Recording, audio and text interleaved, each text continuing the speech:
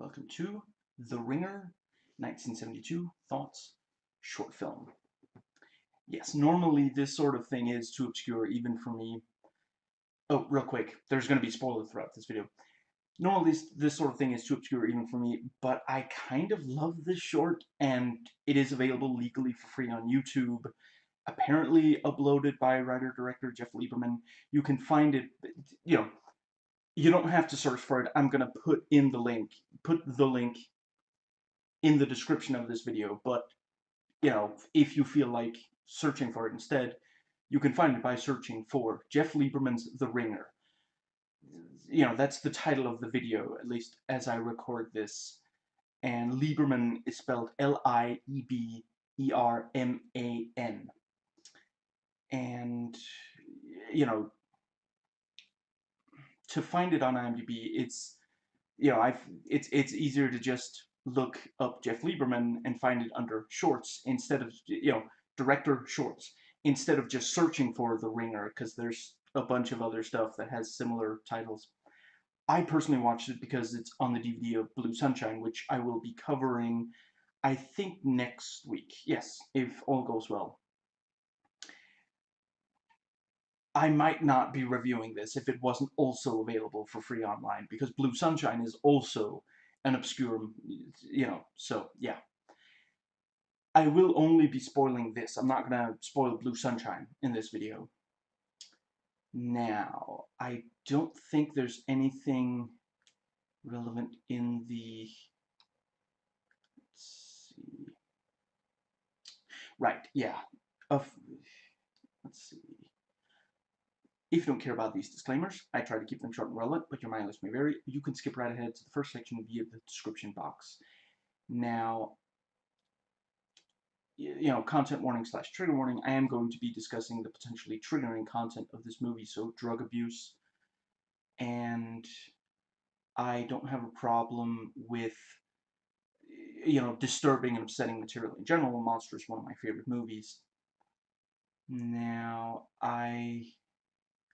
let's see, I might swear in this, since, the short film itself is intended for, it's not for children. Let's go with that. I think,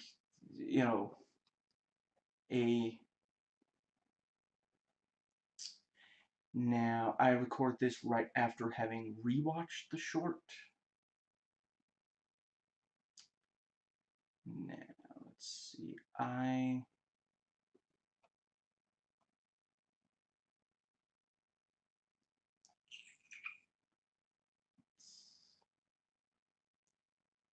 that might be all of the... Right, so I first watched this in the year 2013, and I've watched it somewhere between 1 and 3 times since, before now watching it today, right before doing this vlog. Now, so, let's see. Okay, so if I had, my own quote-unquote film critic rating for this, I'd say a good solid 8 gullible youths falling for marketing tricks out of 10. And my personal rating is 9 out of 10.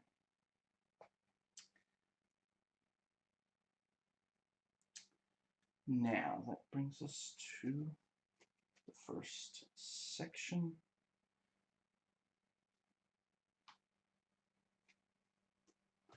Notes taken while watching. So once again, I am going to be spoiling the short. If you think you're all interested in watching it, once again, it's right here on YouTube. It's free.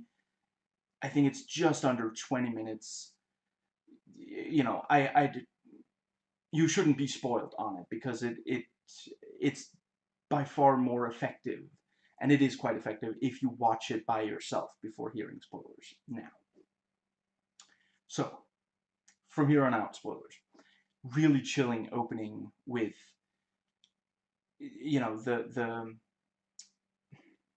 the mixing of the, first I'm not really an expert on drugs, never taken them myself, never will. I don't judge people who do, but that's got to be either cocaine or heroin, because it's like powder and then like add, was it just water he adds, and then melting it in the spoon. But just from right away, it's really uncomfortable and really really unpleasant when she misses the vein and starts bleeding a little. And right from the start, the ringers look absolutely ridiculous, and they it's really nicely filmed and edited, like an ad from back then. By today it looks kind of silly, even other than the subject material and such. But if you look at other ads from, like, if you look up like TV ads from the 1970s, and this was made in the 1970s, and I'm not sure they were really thinking about what it would look like in years to come, but it really does look like, like if it was something other than a ring in the nose, it could easily be, they could very easily be doing an ad for like a soda, or some kind of sports, running shoes, something. The bride getting the ring in her nose instead of on her finger always cracks me up. It's just she's beaming with pride, just, oh, I can't believe, finally we're gonna. It's just like, and you can almost tell the moment you see the bride, and by now you know that these people have nose rings. You can almost see it coming, but it still really works.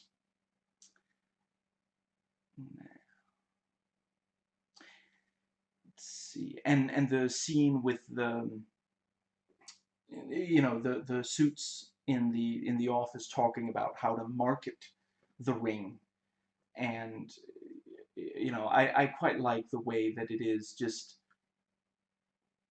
it will, the short film will introduce one terrible product, then we'll see, you know some adults in suits, some of whom are like very clearly, I don't want to discriminate here, but I'm just saying they really don't appear to have much to do with young people, so you get the sense that it's not that they want to make a product that young people will like, it's that they want young people's money, and they're trying to game them. They're trying to figure out a way to trick them into paying money for an inferior, for something that's not going to be a good product for them. The three musicians are really terrible. I don't know enough about music to put my finger on it, but it sounds really bad. Like, I don't know if it's like out of tune or a bad tempo or off key or what it is, but just wow, that is bad. And we see more guys in suits now. They're talking about how to market the band, and and when talking about the band, they also bring up, if young people think it's their own thing, then they'll accept this really crappy product. We just got to market it right, which is what the people talking about the ring.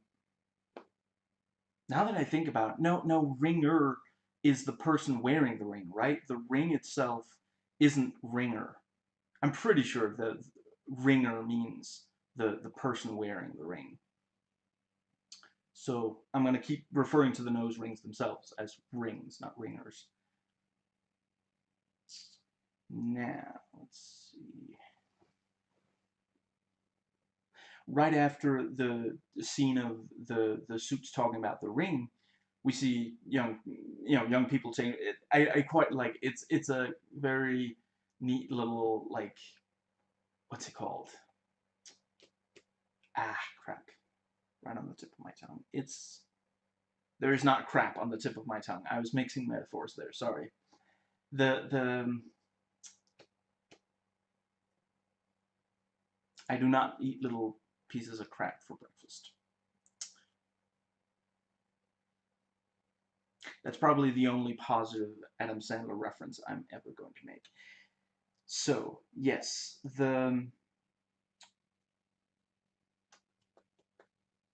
the one of the suits is like, I'm not sure, are young people really going to buy this? And one of the others says, with the right kind of marketing, young people will swallow anything. And then it cuts to a young guy. I forget if it's, I think it's like two pills. I don't think it's not the red pills that we see later. It's like white pills. He's got them in the palm of his hands, and swallow. Use some water to swallow it. So that's, yeah. And also right after the people talking, the marketing guys talking about the band, then we see a young person buying drugs, so clearly linking the effective marketing, selling bad products with drugs. Now, so yeah, first the product, it's, yeah, the three teams of marketing guys. First, the product is the ring, which is harmless. Then it's the music, which, I mean, it's not really harmful, but I really would not want to. I mean, how long is that concert going to be? And they're going to play all of the music they play is that bad? Like, isn't there a thing about, like, if you take in a lot of really bad media, that it, like, I feel like I've heard that, like, because you got to stimulate your brain cells, otherwise they'll eventually die out.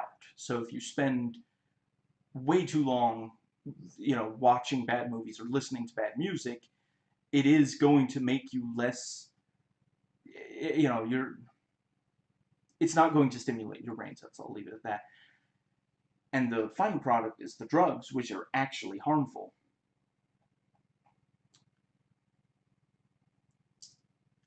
And the marketing guys, change the meaning of the ring, making it seem like those not wearing a ring are the ones who are actually, like, ridiculous, or and it is like I mean, yeah, I'm just briefly going to say, because I don't think I wrote it anywhere. I remember when I was a kid, one of the products that we kids were supposed to buy a lot and, like, collect was like plastic pacifiers.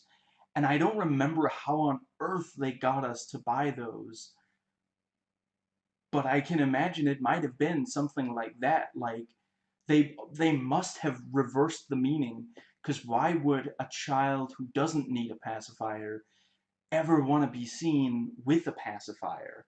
You know, so yeah, terrible, like, ridiculous products have been sold by, like, implying something that, when you actually stop to really think about it, and it is also like some of the things, like,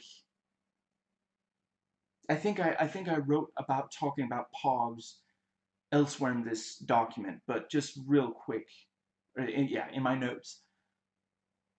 For those who don't know what pogs are, I envy you. What they are, I, I would guess it must be like plastic discs, like roughly this size, and, like, some of them have, like, bumps or weird surfaces, some of them are just flat. A lot of them have, like, a picture on, and we were supposed to think that if they had a cool picture on them, and if they had really elaborate bumps instead of being flat, then they would be worth a lot. And I think there were, like, games, and we would try to win each other's, but at some point in the process, an adult is wasting a bunch of money on their kid having fallen for marketing. You know, they had no worth, no actual worth, but we were tricked into buying them by good marketing. You know, like, it's not as though all, like, not all toys are worthless. Like hypothetically, if you buy a tennis ball and you like, let's see, like yeah, just in general, if you buy a a tennis ball, football, soccer ball, whatever, you can use that to do like for exercise, which is going to keep your body healthy. That's a good thing. So it's not as though any kind of toy that a child wants is just a waste of their parents' money. There are degrees to these things. Some toys are extremely useful, you know. So the yeah, it really is. And that's something I really appreciate about this short. We see three products and none of them are good. It's not like any of these actually have a good, they are literally just tricking young people into paying for products that are really not worth very much. You know, I mean, hypothetically, if they were selling like, ah, yeah, see, I'm not really in the audience for this, but I'm gonna go ahead and guess that at least a number of women, including young women, like rings for their fingers and earrings, that kind of thing. And that is like those don't make you look ridiculous, or they can, but they don't necessarily make you look ridiculous. But and I'm not saying a nose ring does, but the kind of nose ring that we see in this short film, I don't think anybody could pull off the kind of nose ring they show in this short film. They all look ridiculous, and I really appreciate that they went to the trouble of having a bunch of different designs made, because that really does hammer home. Like, at first you might think, oh, no one's gonna wear just like, I'm sorry, but these people look like cattle.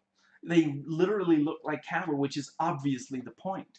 They even say, I'll, you can ask me about my ring, and I'll ask you about yours. What ring? The one you're the one being led around society by your nose, because that's the first thing that pops into your head. Not for any kind of nose ring, but for that cat, like it's this big, hanging off. They look like cattle, and the, you know, the symbolism couldn't be more obvious.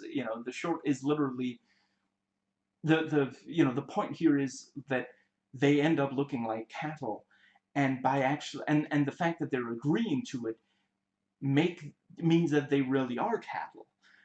I mean, hypothetically, if literal cattle realized that if they didn't get a nose ring, they would have more freedom. There's some chance that they might. I don't know. I guess they probably feel dependent for like what's it called, for food and shelter. So maybe not, but yeah, it really the and as others have noted, I think this was actually financed with money Jeff Lieberman was told, make an anti-drug PSA, and he went ahead and basically made a satire of that kind of thing, because like it's very obviously we're not supposed to take it seriously. We're just he's just showing just how ridiculous these things are. I forget. I think there's like an interview or something where Lieberman himself talks about he did do drugs when he was younger. In the 60s, he did do some drugs. So he doesn't think that people who do drugs are like stupid or gullible, at least not automatically, which is also something, I'm not gonna lie, for the longest time I thought that Blue Sunshine basically was that it kind of was straight, but it is actually a satire. He's said so. We're supposed it's making fun of the kind of anti-drug messaging that there was, and basically playing straight a concept that you would find. And honestly, if you watch Blue Sunshine and afterwards you're like, how could anyone possibly, you know, where does this idea even come from? Well, if you look at some of the actual anti-LSD ads, like, you know, some of them are absolutely ridiculous. Some of them are just like you can hardly believe that anybody took this seriously. And honestly, I imagine a lot of teens probably didn't, you know.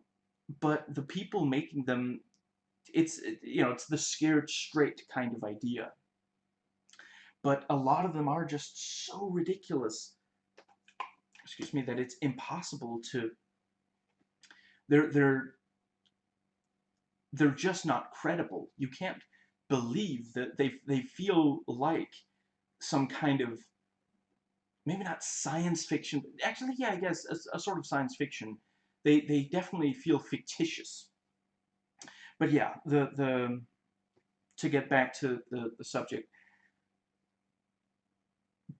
you know, Lieberman was paid to make an anti-drug PSA, and I don't know if they were like happy with what he came back with, and were, or maybe they didn't realize that he was making fun of them or something, you know. But this is basically a satire of it, you know. If you take it as a, you know, completely straight, then obviously the message is, if you are, you know, if you take drugs, you're being tricked by grown men, you know, marketing people in suits that think you're stupid. You know, that's the kind of thing. You're being led around by, you know, by the nose kind of thing. But clearly, it, yeah, it's so exaggerated that it's impossible to take seriously. You know, I especially love the way that the drug deals themselves, they're way too public places, and like, there is no way that people would just, with no regard for, you know, if someone could see them, just pass this big old bag of like really obvious, like these pink, you know, yeah, what's it called, pink pills, not to be confused with purple pills. It's just in such public areas, you know, that, yeah, it's a parody of what people who, you know, it's a parody of what you think drugs, drug deals, and young people who do drugs, what that kind of thing looks like.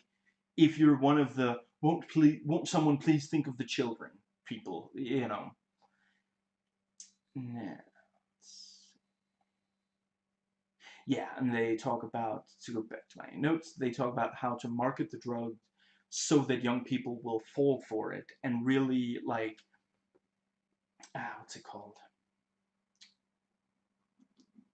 The slang to use, you know, which the which is also like they're at the end when all of them are just sitting around doing it casual, like they're drinking soda or something. Just not every young person does drugs, and it certainly isn't that casual. But again, you know, that is the you know, I mean, there's barely any peer pressure. It just shows young people doing drugs as if it's the most natural thing in the world, you know. The it's the, you know, I saw someone saying it's the kind of anti-drug PSA Mr. Mackey would make. You know, it really is the just, there's no understanding of what actually leads people to take drugs, what, you know, the which, to be fair, so I saw at least one where the, you know, where they show peer pressure, but then they show as the supposed solution that the person being peer pressure, instead of doing the drugs, just, you know, just insult one of the people peer pressuring him, and that's just gonna solve it. That's ridiculous. Anyway, let's see. Yeah, and we see one of the marketing guys actually sell some of the drugs to a young person, again, making a very clear connection. You know, it is these guys in suits who don't care about the well-being of young people, who are you know, out there, you know, who the basic the idea is supposed to be, if you're a young person and you're considering doing drugs, the people who want you to do drugs are not other young people who think that, who like doing it themselves and who think you should too, which is obviously, if someone from your own generation tells you about a thing in a positive way, you might think that it would be for you as well, especially if you're currently a child or a teenager. It probably isn't as effective. I don't actually know. There are probably studies, but I haven't read them on us adults, whether it would work as well. But the yeah, the actual, the idea here is to say it's not young people, it's these, you know, adults in suits who don't care about young people beyond getting their money. And we see one bag of the drugs after another being sold to young people, and intercutting between the kids falling for the ringer, the music and the drugs, and then the marketing guys talking about how to sell it. And it's such a great, like, it really is like the when you see like some kind of really hokey, ill-conceived kind of way to communicate a message to a group of people. It has that.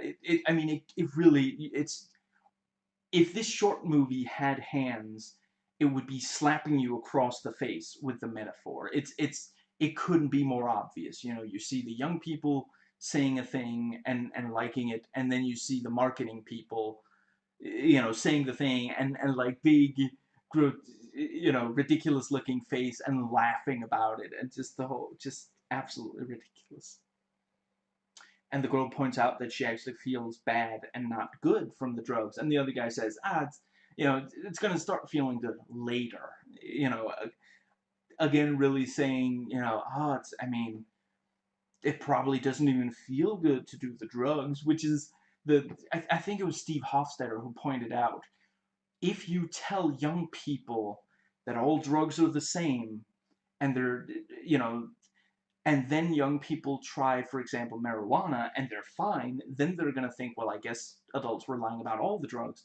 And they might try other drugs, not realizing that those drugs are not, again, I haven't tried marijuana, but people who have appear to, it doesn't hit you any, obvious, yeah, it's not anywhere near as hard hitting as hard drugs are. And this is a good example of that. If someone watched this and thought that, oh, I mean, if drugs don't even feel good, then why take them? And that they did take a little of one drug and did immediately feel good, then they might be like, well, I guess I can't believe anything that short told me, and again, like, this one doesn't go into how it gradually, for a while drugs feel good, but then later, if you become addicted, then you later have a big problem with it. It's not about you know the very first time you do drugs is not necessarily gonna start this huge, you know, downward spiral, but anti-drug PSAs want you to think that that's what's going to happen. And we go back to the girl in the beginning, and we see that she's got a ring in her nose, and we get the ridiculous, overdramatic freeze frame ending. I do have to just briefly,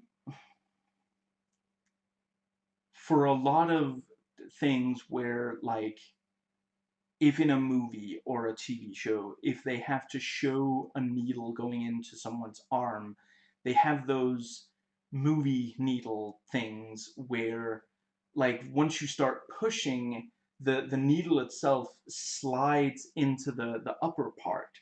so it looks like the needle is going into, but clearly at least some of the time, the needle went into the skin. But there's also this slightly awkward cut, so I can imagine that the person getting a needle into their skin there, that might not be that young woman. Maybe they like had someone who has like diabetes or something come in and just have, film their arm with the needle going in or something. But then wait, the blood comes out in that. Yeah, I honestly, because it looks like a real arm. I don't think you could make that convincing. You can today, but back then I don't think you could make quite that convincing level of like fake arms. Certainly when I compare to, you know, other like gore effects from the 70s are not quite as, yeah. Anyway, hopefully there wasn't any now. Now, there aren't really end credits in this, so it's just 19 minutes. The one on the DVD is 19 minutes. I think here on YouTube, it's like 19 minutes and 43 seconds or something. It's been a while since I just watched it on YouTube. I don't think there was much of a difference. It might just be like a frame rate thing. But, yeah. And that brings us to the second section. Notes taken before watching.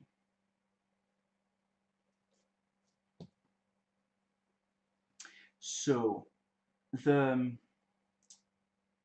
yeah, Jeff Lieberman wrote and directed this, as well as Blue Sunshine, which I quite like. I'm not gonna pretend that there's nothing bad about it, but I really, really love it. And yeah, like I'm not gonna talk too much about it right here, because I think it's next week that I will be talking about it. And he also directed, you know, the 1970, sorry, Blue Sunshine from 1977, and in 1976 he put out Squirm, which I've only watched via MST3K, and honestly, Squirm is probably where most, if you're at all familiar, a lot of people who are familiar with him only know the MST3K episode Squirm. I forget exactly which season it is, but you can look that up on IMDb. The title is Squirm. I'm almost certain. Yeah, I'm pretty sure it's been a while since I looked. If I recall, MST3K episodes are all named after the feature film that they cover in it. So anyway, let's see. Yeah, actually, I guess now I'm gonna talk about Squirm when I talk about Blue Sunshine, but I'm just briefly gonna say I do think that I would probably really love watching Squirm even without MST3K, but I'm not gonna go out in there and spend money buying. I'm not even sure. Actually, no. I looked up. I wasn't even able to find. I don't think. Not in the stores I use, at least. I wasn't able to find the. One second. Blue Sunshine was the only movie of his I was able to find a DVD copy of. Now, so the yeah, I did not find any YouTube. I always search. I yeah, I search on YouTube for videos related to it, and I found ones that had stuff about something called The Ringer, but it wasn't the short film. So, and I'm aware that I think it's like the Blu-ray something of Blue Sunshine apparently has commentary for this short. I don't have a copy that has that. I have the DVD for Blue Sunshine, and it only has the one audio track for this. As commentary for the movie itself, but not this short. And let's see. Oh, right, sorry. I was confused for a second. I copied into my notes the the YouTube comments for the short film itself. Not once again, I wasn't able to find any other videos on it, but the video itself had some comments. And let's see. Yeah, I think I'm just gonna briefly. I think I might read aloud all of these. One person said, "The secrets behind all pop and hipster culture." One says, "As they pass around the pills, Molly Malone plays in the background. Classic subversive filmmaking, never gets old. I continue to utter the phrase, very fine stuff on occasion. Saw this in junior high back in the 70s, very creepy and truthful."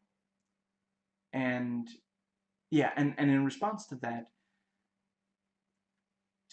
the uploader wrote, "Wow, first person I ever heard that from, Jeff Lieberman." He signed Jeff Lieberman. So yeah, that's really cool. I'm glad he's apparently on YouTube, because it really is the he's I don't think he should be forgotten. I'm not sure he's doing anything anymore.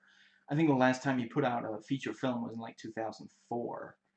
And I mean, he made a couple in the 70s and 80s, and then I think there was like, I don't know, 14 years or something. Then he made the 2004 one. I think it's called Satan's Little Helper.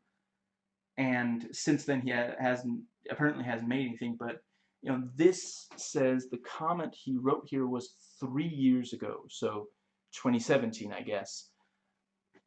I think that his stuff is still so compelling that it shouldn't be forgotten. I'm not saying that nothing should ever be forgotten. There's probably I think there's probably a huge amount of silent films that by today, they've I'm not sure they necessarily that I'm not saying all of them. Basically what I'm saying is there are probably a lot of those silent films that have, the really great stuff they had has been recreated in movies that are more palatable to audiences today. And I completely get, if maybe this short film is not for you, but I do think, so yeah, let's see, 1972, so it's 38 years old today. And like, hypothetically, if a person was born, you know anyone who was born in 1972 is old enough to have had a kid that's by now old enough to vote. That's a long time, and that's enough time that, I'm not saying it would be a good idea. Let's see, 38. So you'd have to be like 19 years old when you had the kid. Not saying that's a good thing. You should be older than that before you start having kids, but it's possible. The a lot of things that are this old don't have that much to still say, but this is such a great, like, the points about marketing, which do stand, even though it's this satirical thing, and the I mean, I don't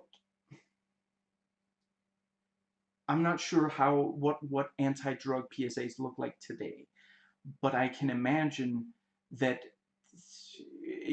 there's almost definitely still today anti-something PSAs that are ridiculous and really manipulative. And if you watch this and then think about those anti-something PSAs, maybe you realize they're the ones who think I'm stupid. Sure, there are marketing guys out there who think I'm stupid, but if there's someone who thinks that I'm really easily manipulated in the, when it comes to, for example, drugs, it's not the marketing people, it's the people making these anti-drug PSAs. That they think that they can't tell the truth. I I've always felt that if you're trying to talk someone out of something, the truth is the way to go. Because if you lie to them to get them to not do a thing, and then, in my experience, I don't think, in my experience, I think most of the lies that are told to young people, eventually we young people realized that that was a lie. We had been lied to, and when that starts happening, you start to doubt other things you were told. And it's just drugs. It's super easy to convince someone not to do it by telling them the truth. You don't have to exaggerate, you don't have to lie, but a lot of adults think that teenagers can't be trusted with the truth. If you tell them the truth, then they might actually do it. You know, I'm not saying that everything. I get that if you're dealing with children, especially small children, they're not going to fully understand the you know they can't completely understand all the like the what's it called, consequences and the sort of cost benefit analysis. Their children's brains haven't developed enough that they can understand that for some of the for certain things. There's the famous example of a child chasing, if if a child drops a ball into the path of traffic, the child is just focusing on, well, I want my ball back. And if my feet move in the direction of the ball, if I move my feet so I walk in the direction of the ball, I can get it back. They don't understand that it's way too dangerous to go after the ball. It sucks to lose your ball like that, but it's way too dangerous to go chasing after it. So in that case, the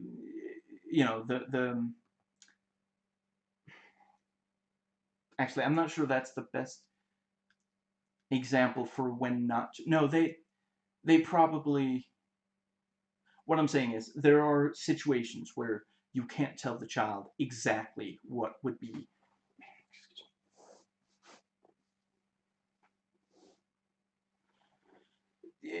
But when you can use the truth to talk someone out of doing a thing, you should use the truth to talk someone out of doing a thing. You shouldn't lie to them. Now, let's see. And yeah, and then the person, so yeah, back to the YouTube comments. Then the person who wrote to, who Lieberman responded to, wrote another comment. I have told people about this short for many years, and people never believed me, especially the ending, which is traumatic. Saw it at, I believe, Pier Avenue Junior High School in Hermosa Beach. It is now a community center. Also saw Blue Sunshine a couple of years ago, later on Showtime or on TV. Both of these are classics. Yeah, that's right. That's all of the comments on it, and that's why this section is also quite short. So that brings us to the final section, which is called Critic Sites, IMDb, and Wikipedia. So I copied in my own old review, so I'm just quickly gonna. Yeah, I think I'm just going to. I think I'm just going to read aloud my old review. This presents three different settings, though unlike Lieberman's use of this device in Blue Sunshine, here they are very clearly connected, not in a physical sense, merely by virtue of their content being essentially the same. All are a group of grown-up to middle-aged men, mostly white, discussing how they will sell their specific product to youths, in spite of something obviously off-putting about it. This is done via newspeak, using words to make the kid think they like it, not explaining away the negative aspect, no, redefining it as the opposite. As the running theme goes in this It's all about the marketing. As you can probably figure out, and this is not a spoiler, the opening shows us a situation involving such not going as planned in intense, disturbing, and worst of all, realistic, unflinching close-up. The unpleasant content occasionally shown and always present in the tone is the only thing that makes the 19-minute running time feel draining. This is, in part, about drugs. The other items to be peddled aren't dangerous, merely either worthless or ridiculous. This leads to the obvious question: is this a propaganda piece? And the answer, in spite of the problem posed by substance abuse when this was made, is actually no. It's closer to being satire. We are never lied to about the effects of narcotics. It focuses on peer pressure and thinking about what you're engaging in.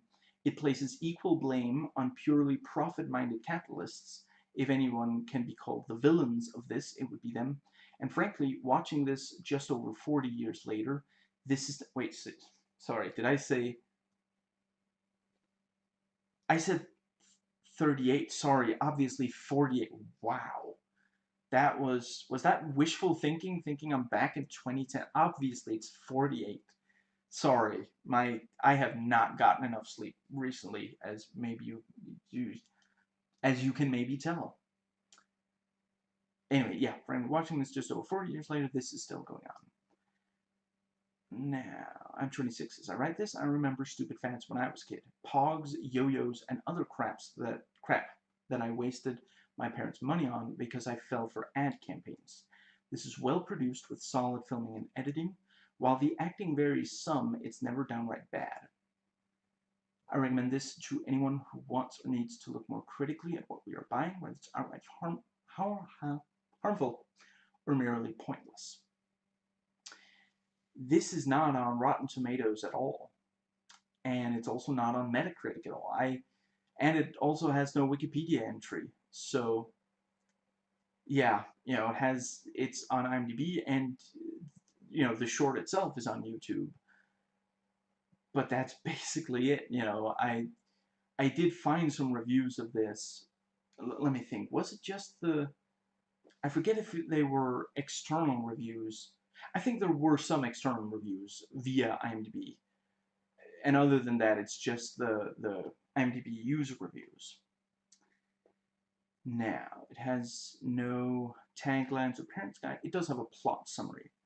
An extraordinary short film about how grown-ups and companies try to do anything to earn money from young people today, and to influence the young people to grow up in their image as consumers and product addicts. Oh, that's a good one. Product addicts. Yes, very much so. And let's see. Right, it's under awards. Let's see. It apparently, yeah, so it won the Atlanta Film Festival 1972, the Special Jury Award. Gold Medal Award for Jeff Lieberman, writer, director, and King Features Syndicate producer. Yeah. And I also, because there was so little, and I try to put in at least a bunch of content for the notes here, I copied in the keywords, which are, there's 8. Drugs, nose ring, satire, fake commercial, rock music, independent film, advertising executive, and consumerism. Consumerism is a very good one, yes. And for most of these, there was one person who voted them relevant. Not for the last 2. Consumerism really seems like the most relevant of these. And there's only 56 IMDb users who voted for this, and it has an average vote of 6.5. So let's see. 6 people gave it 10, 1 person gave it 9, 4 gave it 8, 18 gave it 7, 13 gave it 6, 8 gave it 5, 4 gave it 4, 2 gave it 3, 1 gave it 2, and 1 gave it 1. And yeah, so that comes out to an arithmetic mean of 6.5 and a median of 7. And I'm not going to get into the age stuff or the US or non-US. There's no trivia, goofs, crazy quotes, alternate versions, connection soundtrack, or frequently asked questions. Literally, yeah, that's it for, yeah. And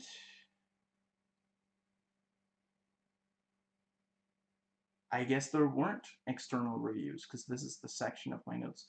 Yeah, so the only stuff left are user reviews. Just gonna scroll past my own. Here we go. Okay, so this person gave it a 6 out of 10, and I'll just say no. And yeah, I think I'm just going to read this out loud.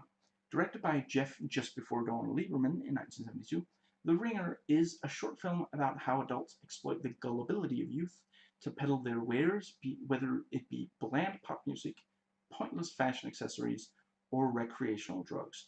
Through clever marketing, making whatever it is they are selling seem hip, they push their worthless or possibly even dangerous products to kids who haven't had the life experience to know any better.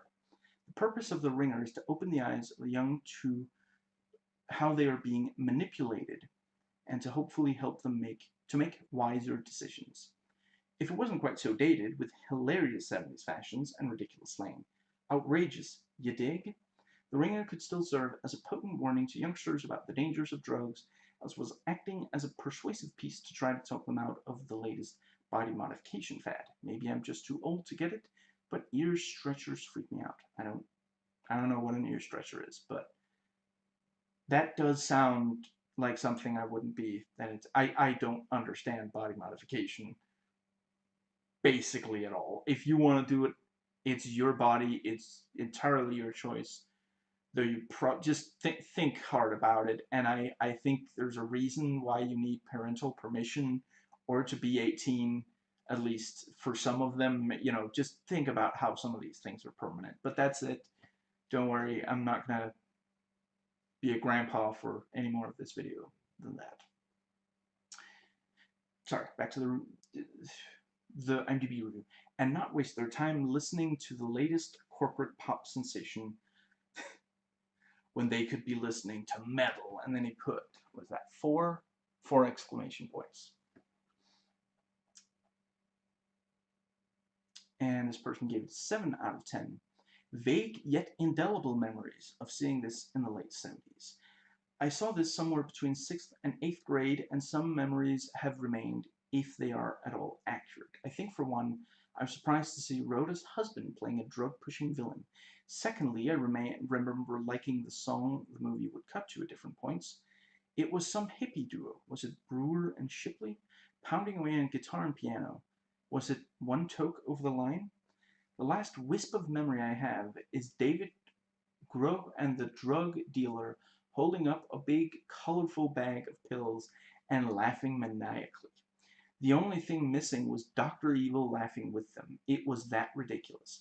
Anyway, I'd love to see it again just to gauge how accurate my memory is. For all I knew, I could be combining a couple of different anti-drug shorts. I remember seeing a few of them back then. Let me see. I mean, he says, I don't know, Rhoda, I don't even know. I mean, I haven't watched very much 70s. Rhoda's husband, that sounds like a 70s TV show, not a movie, but I'm not sure. And the song, I don't know that much about 70s music either. But holding up a colorful bag of pills and laughing maniacally. Possibly. Yeah, that might be this one. And this person gave it an 8 out of 10. Ingenious and uncanny short. A bunch of advertising executives devise campaigns to get naive and gullible youths to purchase such items as a nose ring, an album by an up-and-coming band, and the latest designer drug. Writer-director Jeff Lieberman makes a correlation between drug addiction and mindless consumerism that is pretty spot on, and startling, as well as offers an astute observation on how the power of mass marketing can manipulate young folks into purchasing basically anything. Moreover, the various plot threads all come together seamlessly at the end, with a real doozy of a chilling last image. 70s blaxploitation regular Charles McGregor plays one of the advertising executives, while Lieberman has a cameo as a dope dealer. Although the slang, clothes, and hairstyles on display are all hopelessly dated, the central point about media manipulation remains timely and topical. Well worth a watch. Yes. I guess not my review and not any of theirs point out that you can find it on YouTube, which is not exactly obvious. There are a lot of short films that you can't. Anyway, let's see. Yeah, I wanted to just briefly, let's see. Yeah, there's literally only 4 IMDb reviews, so yeah, as few people know Blue Sunshine, even less know The Ringer. And it, like, I mean, I think The Ringer is on most DVD releases of Blue Sunshine. I mean, maybe not everyone bothered to go to IMDb to vote or leave a review, I guess, but yeah. So that's actually, those are all of my notes, so let's see if I can think of something here at the end. Yeah, just briefly, the thing about yo-yos, excuse me, actually, I think I'm just real quick gonna,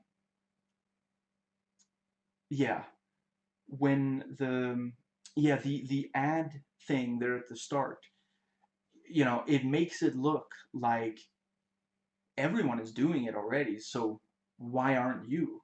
You've got kids that seem to be having fun, and they're like dancing, they're playing basketball. But you also have this biker who's like, I don't know, 40 or 50. He's not a teenager for sure, and he's got a range, so it's making it look like everyone is doing it, and they're having so much fun. Don't you want to be having fun like they are? It's such a great, and I really like that you don't actually know right away that what you're watching is just an ad. That it's not. Let me think. I didn't express that the best I could. First the short film shows you an ad, and then it shows the marketing executives talking about, that's what that's what we're here to sell. How are we gonna trick kids into buying this? And it really is, yeah, like a, what's the word?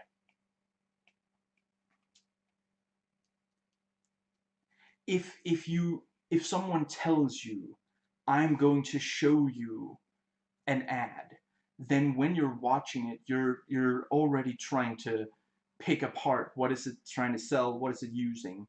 But if you just see something and then only afterwards it's confirmed that was just an ad, and here's the people who made it, and they're trying to trick people, because I am on the record as hating advertisements pretty universally. I don't I don't like advertisements. I like reviews. I think that you should be able to sell your product by just the reviews being out there. The almost every single video game I own, I didn't see like an ad for it. It's just that, you know, most of the ones I even look at are on sale before I look at them at all. But yeah, the I saw that there was a sale on it, and then I read the reviews, and like product description, but I didn't check out ads for it. You know, I think if you already have the product and you're hyping yourself up to have fun with the product, then an ad can be good, but, and I will admit, I like movie trailers, but again, I look at them and try to see, well, I think of it as a taste test. Here are some of the scenes that are in this movie, and then I can be like, well, that scene looks like fun, that scene, but this scene also looks like fun. Okay, sure, but I don't. I don't watch trailers and just immediately go watch the movie based on that.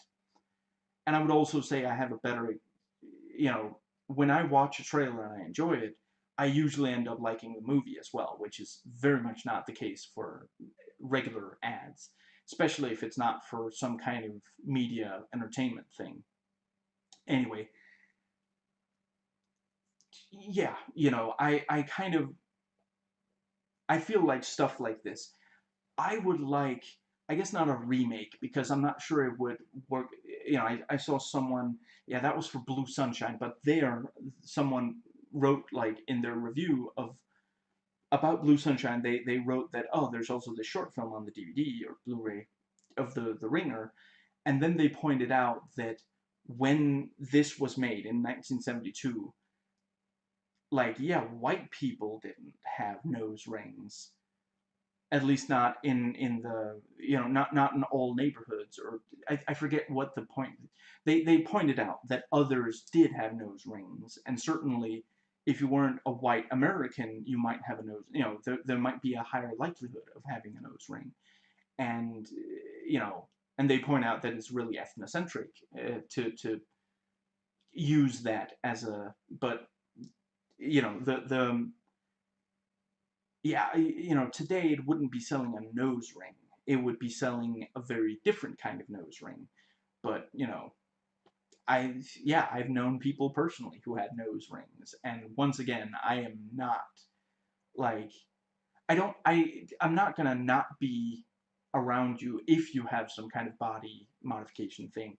But most people who have body modification things think I'm really boring and have just no sense of, danger and adventure, and so they don't usually, yeah, which I'm okay with, because, as I'm the people I've known who had nose rings never said that I should have one as well. But if I knew a lot and I was like the only person who didn't have a tattoo or a nose ring or something, eventually it might be like, is he ever going to get one? And no, the answer is no. So it's just easier to not be around people who have that. But anyway, the yeah. So the one second. Oh crap! Time's up. I I don't think it would hit as hard today. Back then, in 1972, I think they probably thought, that's ridiculous. Because but today it would just be, well, that's a different kind of nose ring, I guess. But it wouldn't hit as hard. They would have to come up with something. Honestly, it's possible that someone has made a great spiritual successor to this. But yeah, like, I think it would be great to make a new one like this that was just about, how this kind of thing, because I think that media literacy should be taught in just regular school. You should, it's impossible to avoid that your child or teenager sees some kind of ad. If you prevent them from watching television, they're going to be chronically uncool. Even I watched television when I was a kid. So it's not about preventing them from seeing it, it's about teaching them how to see through it. And once again, it needs to be a universal thing. You need to teach all the, I think from childhood, honestly. I think just, take an ad that the kids like and pick it apart. It's always good to, I remember when you know in school, we, one of the, I forget what that kind of math is called, but for that kind of math, I'm going to explain it in a few seconds. Instead of just taking an example from one of the math books, the teacher took a newspaper and showed us an ad that said, you can buy this, I think it's like a, what's it called? Like a laundry, what are those called? Laundry machine, washing machine, I guess. You can buy it now for this amount of money, or you can just pay it off over this amount of months, paying this amount per month. And the teacher asked us to calculate how much money it would cost if if you paid, yeah, if it was a small payment per month. And as you can probably see coming, it was more expensive if you paid it off over time. And the teacher I don't think he said, but I think he asked us, what does that mean? And, we obviously realized and said, they made it look like it was a better way if you paid off, a little at a time over time, but it's actually worse. Because they know that most people are going to look at that and they're going to think, oh, I can't afford that much right now. Ooh, I'll pay it off. But, oh, thank goodness, I can just pay it off over. And, yeah, and the teacher then, went on to ask, if you were buying this, how would you, how would you get the money, or something like that. And again, one of us raised our hand and said, I would save up money for it instead of paying, for a little each month. And yeah, they do ads like that, and I still don't. I think I said it at the time, and I'm pretty sure the teacher was like, right? And I say it today, I don't think it should be legal to just write, if if you can't afford the, one-time payment, if you use the, you know, I know it has a name, but it's been a long time since I spoke about this sort of thing. But yeah, if you pay monthly, for, yeah, if you pay a small amount monthly until you own it, it will cost more. I basically think, I don't know, do they have to put in like small print? I'm not sure that's even necessary for them.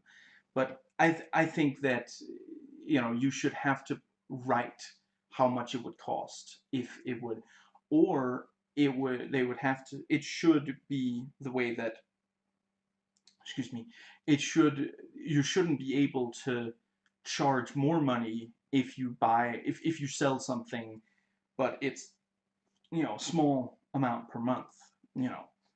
And don't get me wrong, I understand something like interest, but, that's not like, if you take a loan, you're told that you're paying interest.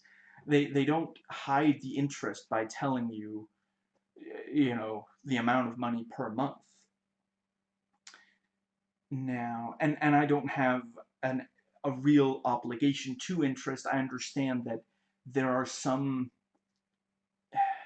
I'm not actually 100% sure it's still completely necessary for banks to charge interest. I think they have other ways of making money, but I understand that, at least, okay, let's hypothetically say that it is for some people.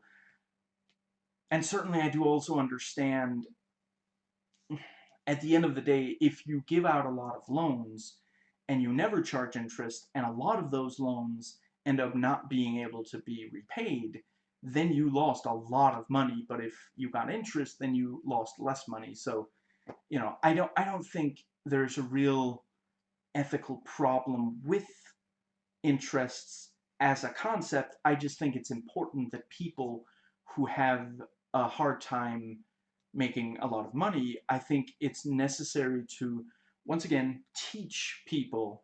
If just, and that was, I think that was also something I did in school, and I'm not sure I even went to that good of a school. They said, okay, here's an ad for, you can borrow this amount of money, but, and the interest rate doesn't sound bad. It sounds like a really low percentage, but hypothetically, let's say, you know, how, okay, you go ahead and calculate how much, if you have to pay off interest for 10 months. Okay, how about 2 years? How about 4 years? And you can see it's extremely expensive You know, if you keep having to pay off, you know, it's impossible to completely avoid. You know, there's always going to be something where you have to pay, but if you can limit what you pay, you know, which I realize sadly today in America is very, very difficult to avoid. So, you know, I would say there should be legislation, you know, should, because basically they're, you know, people taking a lot of money from poor people and forcing them to stay in poverty because they can't save up money. But yeah, I think that it's, you know, it's impossible to completely get rid of ads and interest rates and all these things. I think it's very I think it's necessary to teach in schools to see through ads and, you know, all this kinds of stuff, because yeah, it's, you know, we're not gonna you're not gonna get rid of media. At most, you know, again, I feel regulation, you shouldn't be able to, like, false advertising should really end up costing, you know, I'm of the opinion that if you claim your product can do something that it cannot do, you should lose a lot of money on that. I think advertisers should be scared of lying. They should go over every single claim repeatedly and go over the communication repeatedly, and they should be legitimately scared of accidentally lying to consumers. I think that, once again, I'm not saying that we can completely get rid of ads, but I do think that they should be as truthful as at all possible. And I think when they're not truthful, there should be financial penalties for those who were not careful enough to make sure that their ads didn't lie. Because as it is right now, they're just, you know, they're stoked. They're loving being able to trick us all into buying bad products. Obviously, they're not quite as cartoonish as, you know, the ones in part of this, but that's, you know, it's satire. It's not supposed to be representative of reality. It's supposed to make you think. I guess that is basically what I have to say about it. I maybe I want to delve a little bit deeper into. Let's see. I've already talked about interest rates. I talked about loans, marketing, and lying.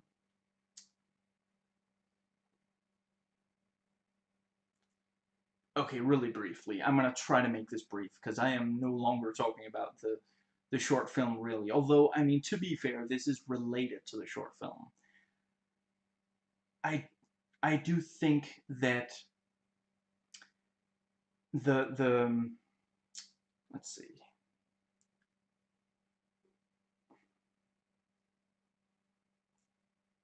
I think that if you realize that your product is not as good of a product as what your competitor is selling, you shouldn't be allowed to just make it look like your competitor's product is inferior. You should just have to admit, okay, fine, we made an inferior, you know, the product we made is not as good, that, you know, that you can't win them all, move on to the next, you know,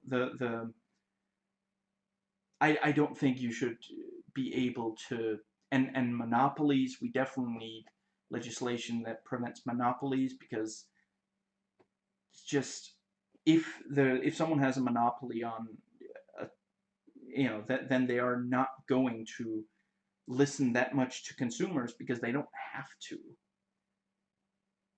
You know, that's the, when you hear like hardcore capitalists, I guess I should just briefly say I'm not a communist.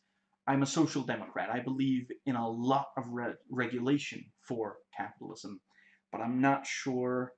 I don't know. I mean, I guess I'm gonna keep looking, but I'm not saying it's not out there. I'm saying I personally haven't found but I'm not sure how. I guess I haven't really been looking hard. I'm not sure how. I mean, from what I understand, planned economies are really not very. I don't know. Let's see. I think crap. What is his channel called again? Tristan Won't Shut Up or something like that. Recently did a video where he talked about planned economies, and he pointed out that Walmart apparently has a planned economy, and what he said did make a lot of sense. I don't think that the problem is capitalism and a free market. I think the problem is a lack of regulation and a dog eat dog mentality, which are not inherent to. I don't. As a Scandinavian, I know that you don't have to. Capitalism, if it is well regulated and people have. I'm not going to claim that we here in Scandinavia have everything figured out. There are definitely still some problems, and sadly, it's not as good today as it has been in earlier years. But if you have regulation, capitalism can work. It's, I think it needs social democracy. It can't, it's not enough for, you need some traits from socialism. You need, I yeah, instead of me going over every single thing, just look at what Bernie Sanders says. That's pretty much what I would want for America. Eh, and there was a while where I thought I would end up living the rest of my life in America, and back then I also thought. So it's not some kind of like, ooh, I hope it goes badly for that other country, which for some reason American conservatives seem to think that's what it is when people from other countries say that they wish something for America. Anyway,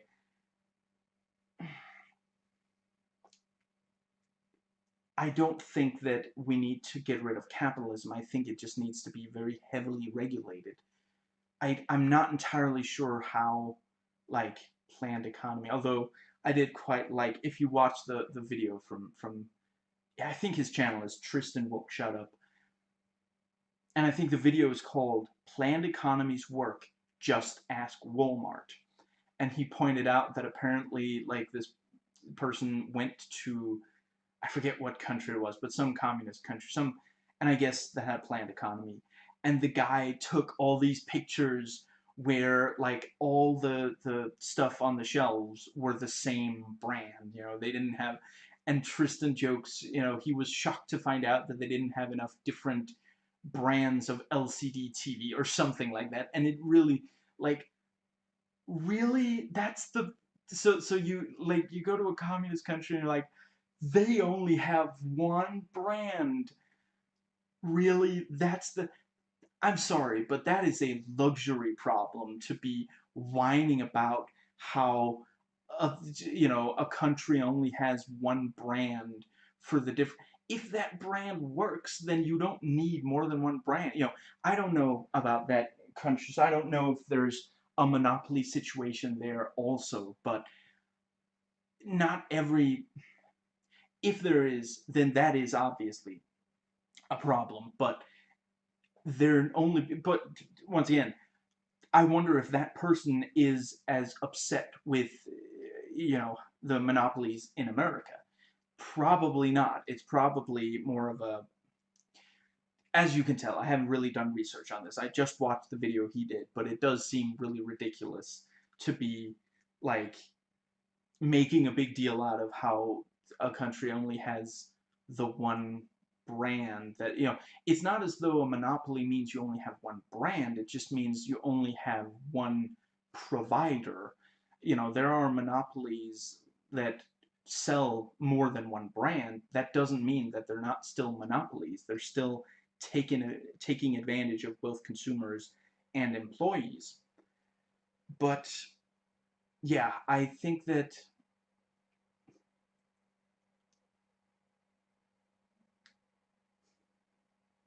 let's see. I think that capitalism can work, but it needs to be heavily regulated. It needs to work for the consumer.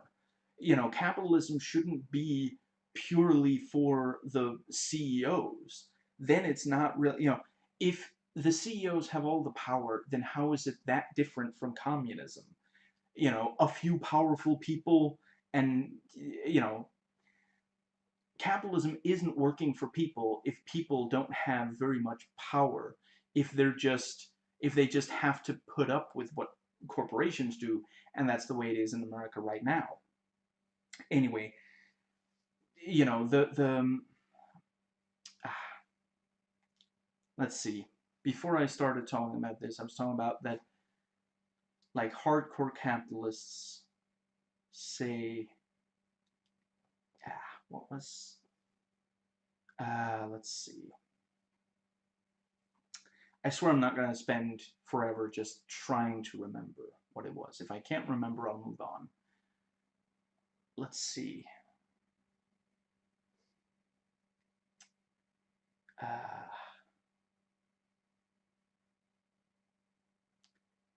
let's see. I was talking about regulation and, like, yeah, I guess I can't seem to really recall what I was, but I might have made my point by now anyway. I think I've pretty much, let's see. I don't think that there's an inherent problem in having a number of products. I think there's a problem when I think it should be extremely costly for a CEO if they are cutting costs in a way that hurts people. So, like dumping, you know, yeah, like dumping toxic chemicals in a careless way, for example. It should be extremely costly, and yeah, the corporations think that it's fine for consumers to be afraid of not keeping up. I don't think there's anything inherently wrong with the corporate, the people who work in the corporations, the ones who have the power. I mean, not the low level employees, but the marketing people and the CEOs and such. I don't think there's anything inherently wrong with them being afraid that they're not careful enough, that they don't sell a bad product, dispose of something wasteful in a way that might hurt people, lie to consumers, these kinds of things. I think that's just, if that fear is too much for you, then maybe you shouldn't have that kind of job. But if you're not doing something, I think that a lot of fear comes from, if you have a lot of power and you're afraid of something, maybe the reason you're afraid of it is because you're doing something wrong, you're playing with fire, you're creating a bad situation. Like, some months ago we heard about that apparently a bunch of rich people have, like, shelters and like bomb shelter kind things, and like escape plans and such, because they know that they're eventually there's going to be, the people, the consumers are eventually going to be so fed up with their abuse that they might revolt. And instead of doing something to fix that system, the rich people pour a lot of money into making these, you know, yeah, you know what? If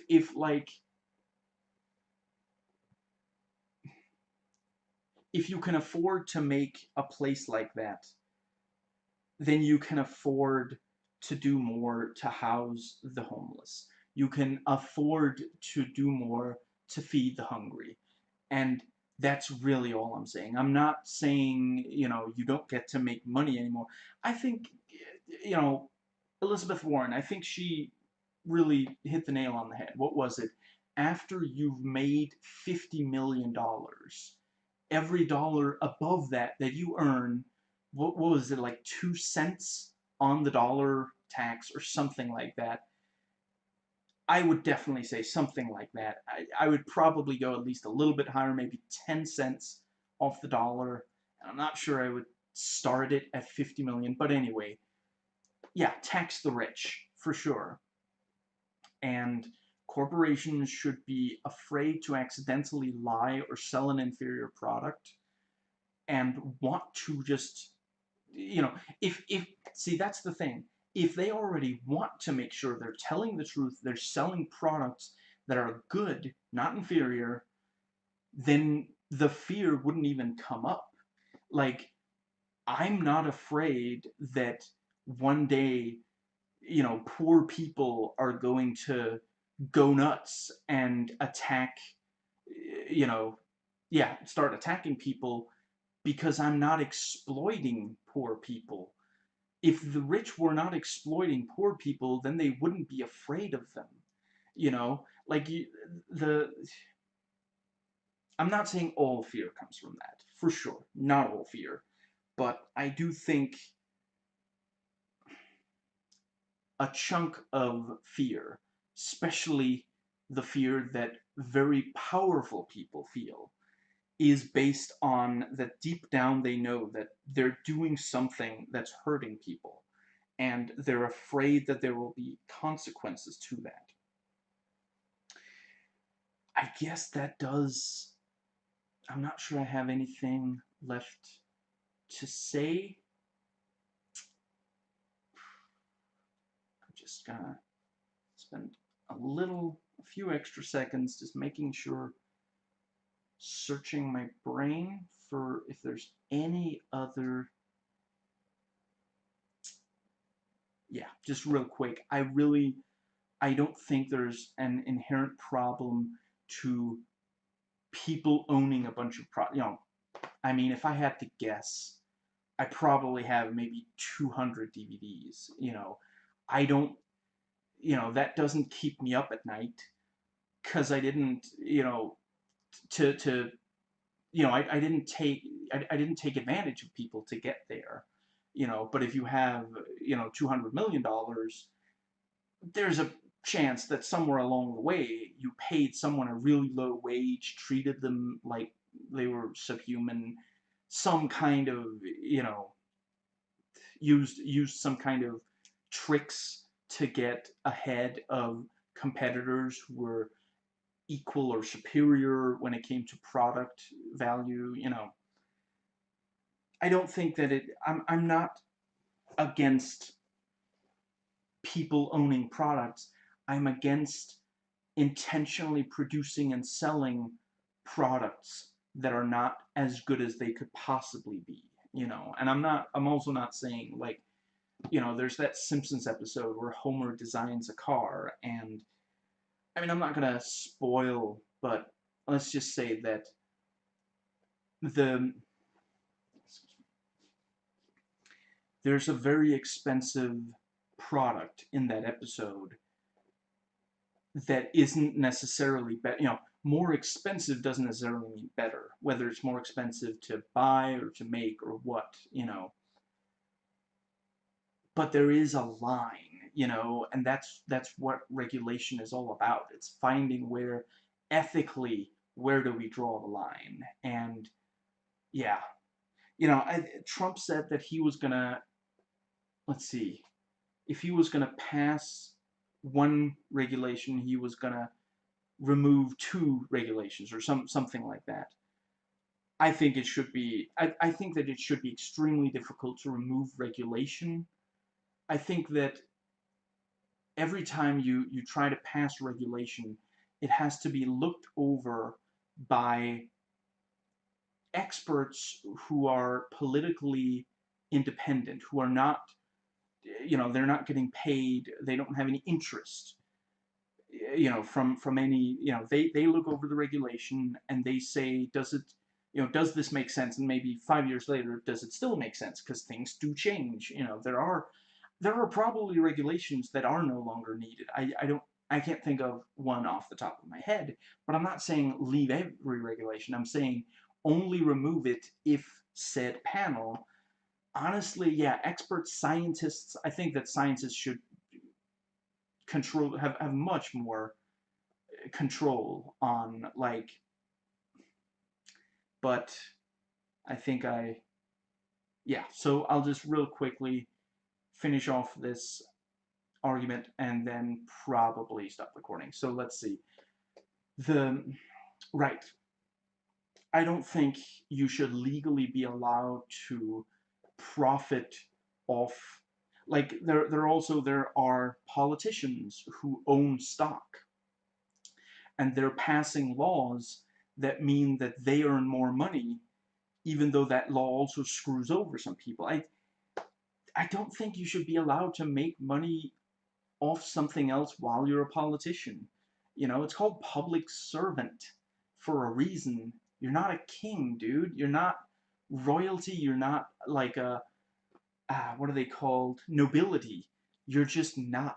If you want to be royalty or nobility, go to a developing nation. Actually, no, don't do that either. Tell you what, how about you buy a boat and you just sail out there and you get to be in control of everything on that boat. That I think that's okay, but don't. I'm not saying sail them out there. I'm saying if you desperately want to be in control of something, do it vicariously. Do it in a video game or like, you know, I don't know. There's probably some kind of like, you know how they have like history books that describe in great detail what the kind of power royalty and nobility had, the stuff they had, you know, the perks and all this stuff. There's probably some people who made a porn version of that. Just, you know, go, yeah. If you know, read that kind of thing and then imagine you're there, but don't live it out in real life. Come on, just it's incredibly unethical to take advantage of other people, and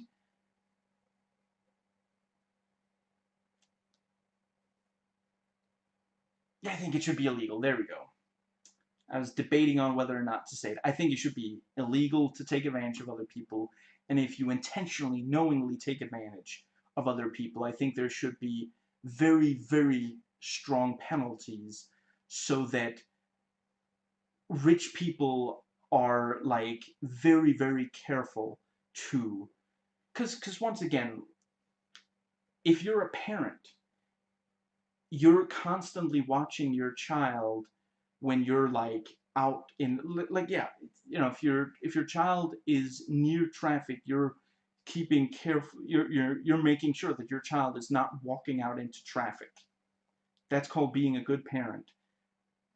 Being a good CEO should have a similar thing, and obviously saying that, you know, telling them that they're hurting their employees just means that they buy a bunker for, you know, once the revolt comes, if, you know, which I maintain, if you stop and make things better in time, that revolt is not going to come. It's not, people don't want to upend society.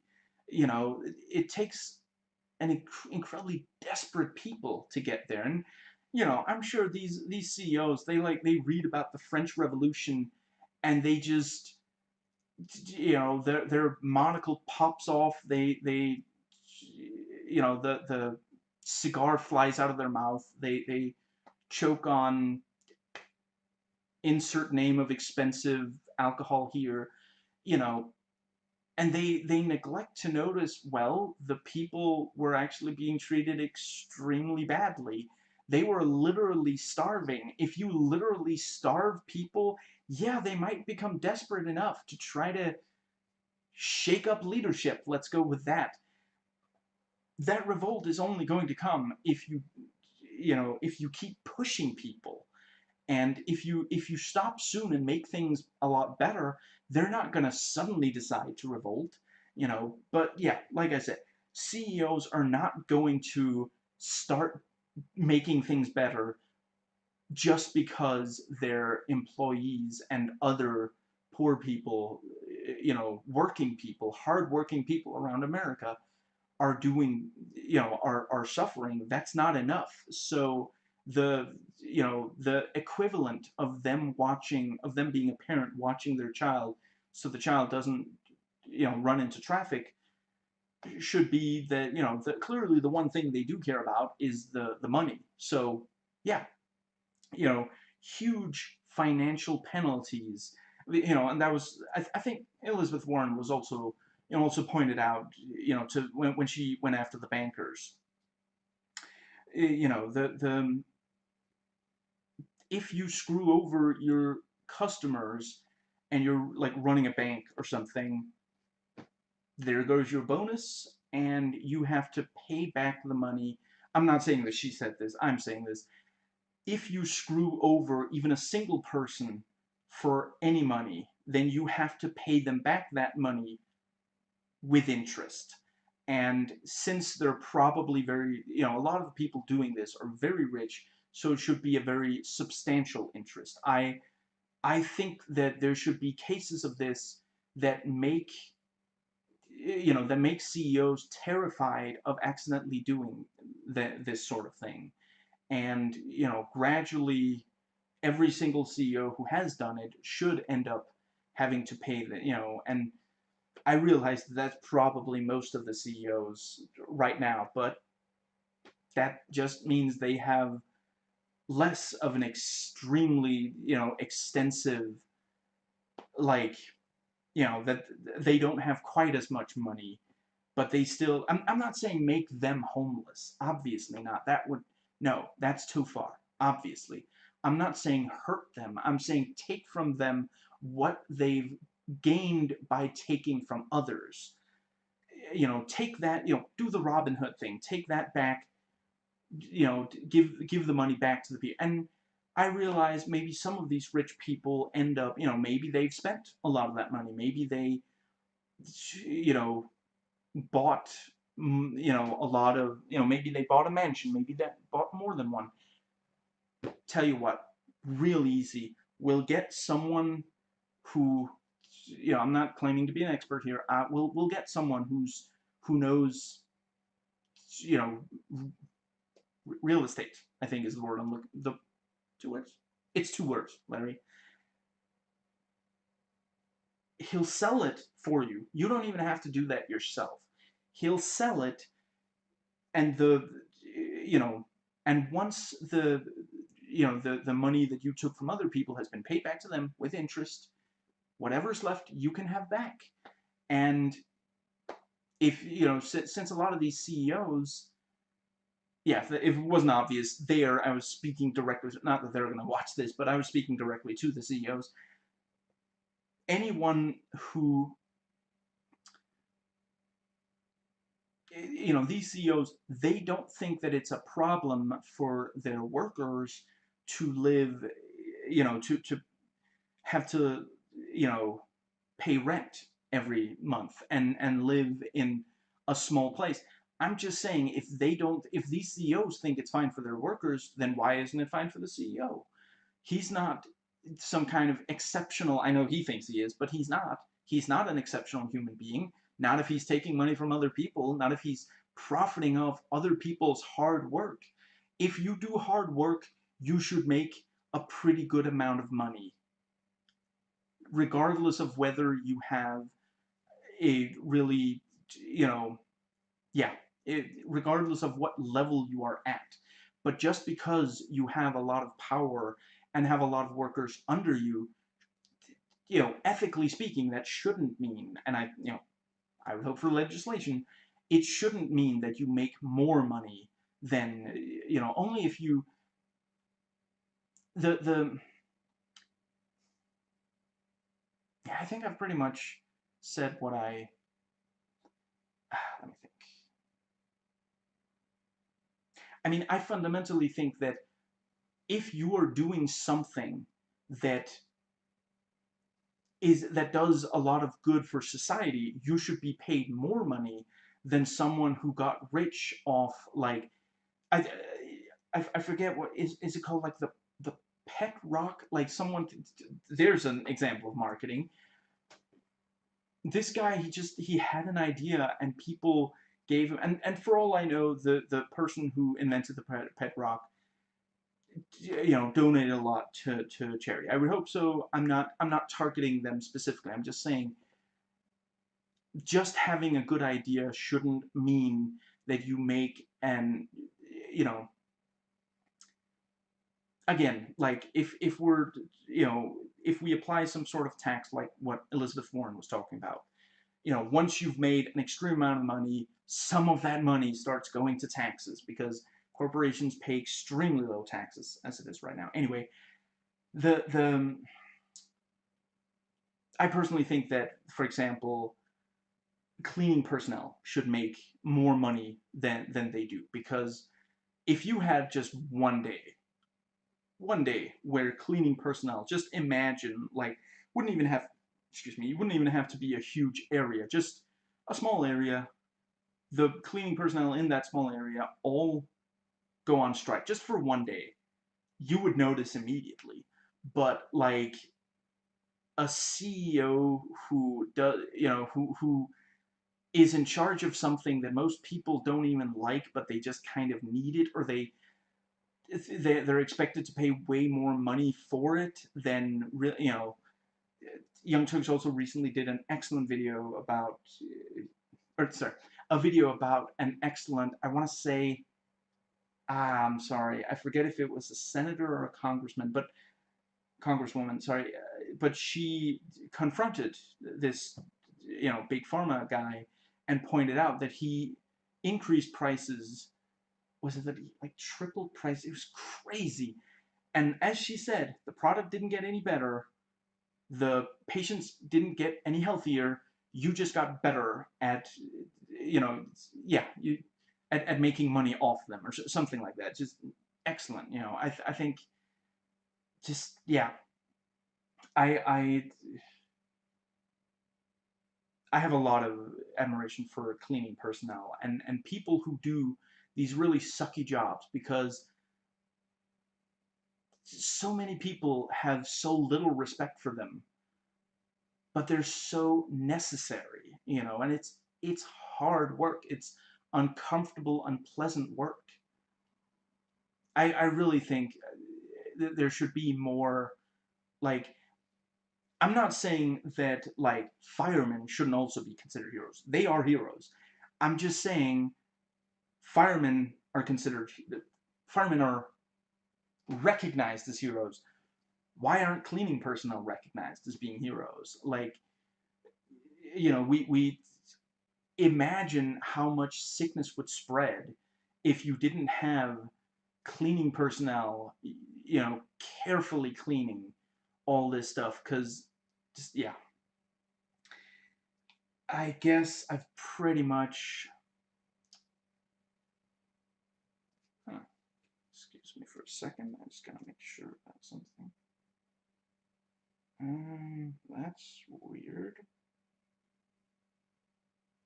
Oh, right. Lungs. I forgot about lungs. There it is. Yeah, probably not a lot of people who still get that reference, but you should. The video is called Maidmer, and it's college humor. So, right, yeah, I think I'm gonna get off the soapbox now. I think I'm starting to sound like I'm running for office or something. I'm not. Especially not in America. Once again, not an American citizen here. There was a while where I almost became one, but I'm not, and I don't think I'll ever be. Yeah, when I was younger, I really idolized America, but, you know, which is, again, marketing. I watched American movies, and they made America look like a great place, and, yeah. When I was younger, I didn't understand. Now I'll watch those same movies, and I'll be like, wow, that's not even remotely accurate. There we go. See, set. Excellent. Well, that is, in fact, everything that I wanted to say. And let's see, I've actually spent a good chunk of this video now talking about not the short specifically, but what it makes you think about. So, yeah, I've spent almost 2 hours talking about it, and I really think that highlights how relevant it still is. You know, this is not like there are probably movies that like let's see. I can imagine that there's actually that's not a good example, so I'm just gonna go no, never mind. Yeah, let's see. I don't think every single piece of media is still that is from the past is still relevant, but there are some that are, and America is still a very consumerist society, and yeah, the kind of thing that this short makes you think of is still that these are still big problems, and yeah, I hope more people watch this short. You know, it's on YouTube. It's completely free. It's just under 20 minutes. It won't take very much of your time. And let's see. think, I guess that pretty much covers it.